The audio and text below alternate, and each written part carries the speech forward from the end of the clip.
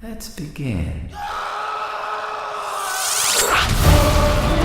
Burn, ungodly filth!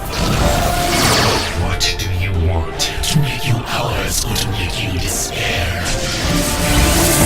Spirit Blade Productions presents... Do you have any idea how much I will make you suffer?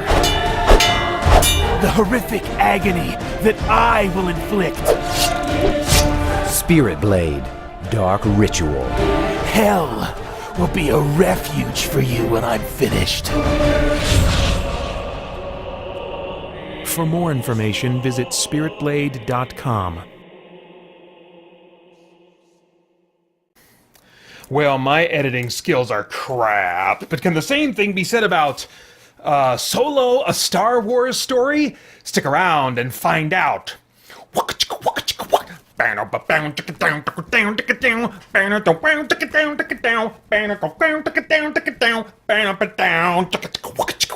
They actually didn't lean on the 70s vibe as much as I thought they would. But anyway, hi, I'm Peter Franson from christiangeekcentral.com and Spirit Blade Productions, here with my uncut review of Solo, a Star Wars story. Alright, the synopsis on IMDb reads, with the emerging demand of hyperfuel and other resources, Han Solo or is it Han?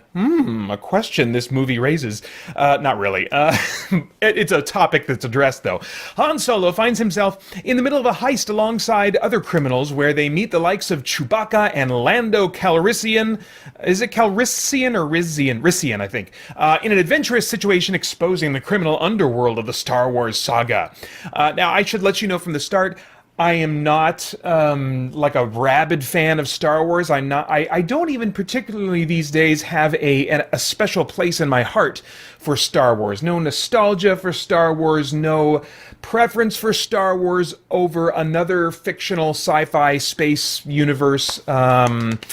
So anyway, it's not that I dislike Star Wars. I just, I don't. It doesn't have any points already earned with me when I sit in the theater to watch a Star Wars movie. I just like, okay, here's a sci-fi movie. Let's see if this sci-fi movie is any good.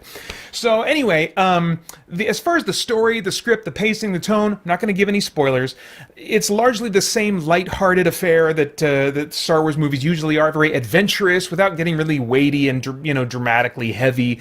The story is mostly about Han Solo escaping a life of oppression and poverty in his younger days, although I have to say it's not clear to me exactly how many years before, say, A New Hope, this story takes place. Especially later in the movie, there's a scene that makes me wonder what its relationship to the events, like the timeline, the events of the prequels is. Like, how old is Han Solo supposed to be in this movie?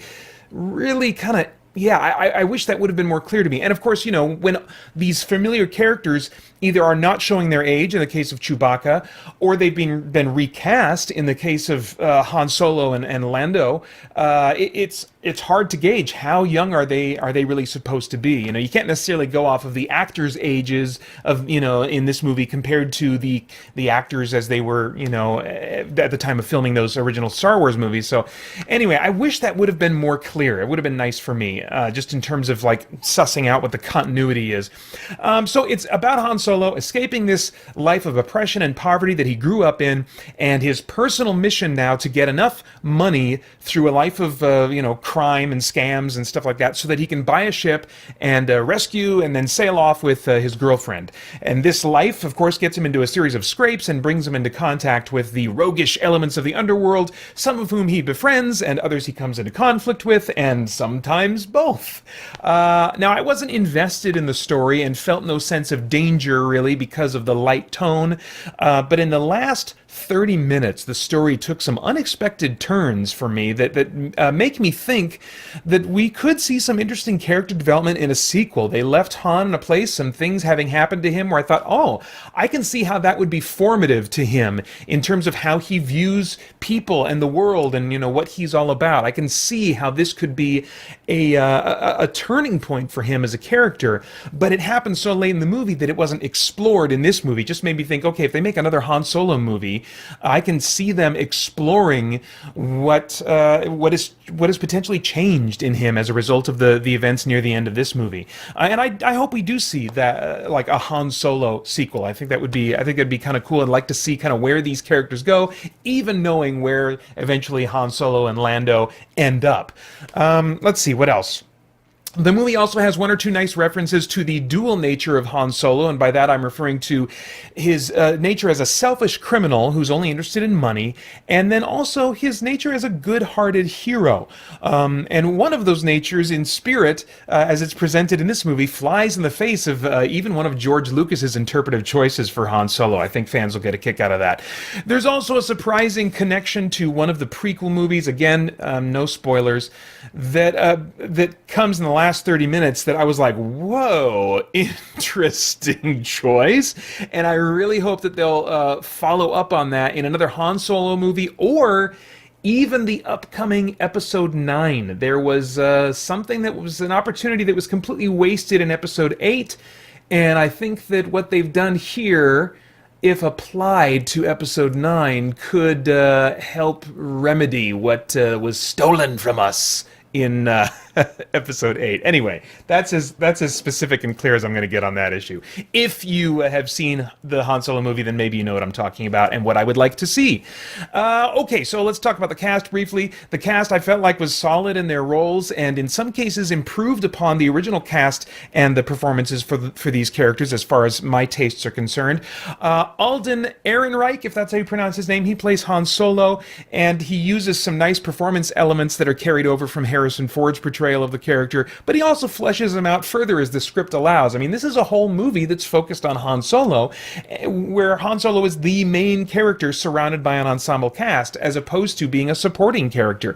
If they make another Han Solo movie, what's interesting to me is that Alden Ehrenreich will probably have more screen time playing Han Solo than Harrison Ford in the four movies that he appeared in as that character, because he was only a supporting character in those movies. So I wonder, if you counted up the screen time of two Han Solo movies with Ehrenreich, if he would come up with more screen time than Harrison Ford. I'll bet that he would. So Jonas Suotama, I'm sorry, I'm probably butchering both of these actor names, but anyway, Suotama wears the Chewbacca suit in this movie, as he has also done in The Force Awakens and The Last Jedi, but I felt like he brought more fluidity and personality to Chewbacca through his body movements, the way that he carried himself, So I felt like in the original trilogy there was a bit of a stiffness to the character, and I feel like he's given a little bit more. I don't know. He's a little more loosey, a little more limber or something. I don't know. But I felt like he was more expressive in some ways in the way he carried himself in this movie than we've seen Chewbacca before, and that was nice. Donald Glover was an enjoyable Lando Calrissian for me, and he also brought some improved expressive variety. Again, that's not necessarily a knock on the original actor, whose name totally escapes me right now. You can put in the comments if somebody wants to. But there just wasn't time and reason for his character to be fleshed out and to have any other kind of layers to him. And Glover was certainly given the opportunity to give us more than just the suave version, of Lando. But we got to see some of his heart, So that was nice. In general, the performances just had a more modern and varied style compared to the more straightforward, I don't want to say one note because that sounds insulting, but there was a style common to sci-fi and fantasy acting, and maybe you could say movies in general of the 70s and 80s, where performances were just more straightforward. They were less layered. They had less subtext and stuff like that. If a good example would be the Star Trek TV series, and the kind of the style of acting compared to, even just later Star Trek, like Deep Space Nine or something like that. So seeing these characters given kind of the freedom to have subtext and a little bit of layers to them was a really nice treatment for the Star Wars universe, and it once again just makes me wish they'd do a hard reboot of the entire continuity, or jump forward in the timeline like 200 years so we can finally break ties altogether with the dated production style, the writing style, the acting style, all those things of the original trilogy. I'm sure that's going to be very controversial. for some people, but that's what I would love to see happen. Anyway, moving on. Stunts and visuals, lots of great practical effects that helped the movie feel more grounded to me, more like a real world that I could actually be in. I didn't feel like the actors were looking at tennis balls all the time, which was really nice. The visual design is also more like the original trilogy than, say, the prequels, where the original trilogy had these bulky, used ships and used technology, that had some scars and dents and stuff, rather than the shiny, reflective materials that was more common to the prequel movies. There's still lots of CG in this one, but it didn't feel leaned on more than it should have been to me. I didn't have anything in my notes about the music and sound, but I would just comment, I guess, that it does borrow themes a little bit from the original Star Wars movies, and I guess it felt like it had to, and it wasn't done in like this really annoying, in-your-face kind of way, but it did take me out now and then. I was like, I don't know, is that theme really the right fit for right here? Is that what that theme signifies? Does it, or should that theme, da da da da, ba ba ba ba ba ba, is that theme specific to the original trilogy, or those core movies that are about the battle between the light side of the Force and the dark side, which that really doesn't come into play in this story at all. So it was weird. I was just like, I guess that's just the things are going great and adventurous theme in Star Wars, so it kind of got lost its meaning and what I normally associate that theme with, and in the way that it was brought in. But I understand why they do it. They want to connect it and all that kind of stuff. And the music style was still, even though it wasn't John Williams, I don't think, it still had this kind of melodramatic style to it that kept things from ever getting too serious. Oh gosh, heaven forbid that Star Wars should ever really stay in a dark, heavy, serious place for a while. I know, I'm just a grump, and I love moody, dark things, and that doesn't belong in Star Wars. Yes, I know. It would totally tick off a bunch of people, but I would love it. All right. Relevance. Is there anything of moral, philosophical, or spiritual significance going on in this story that might stimulate worthwhile thought or conversation?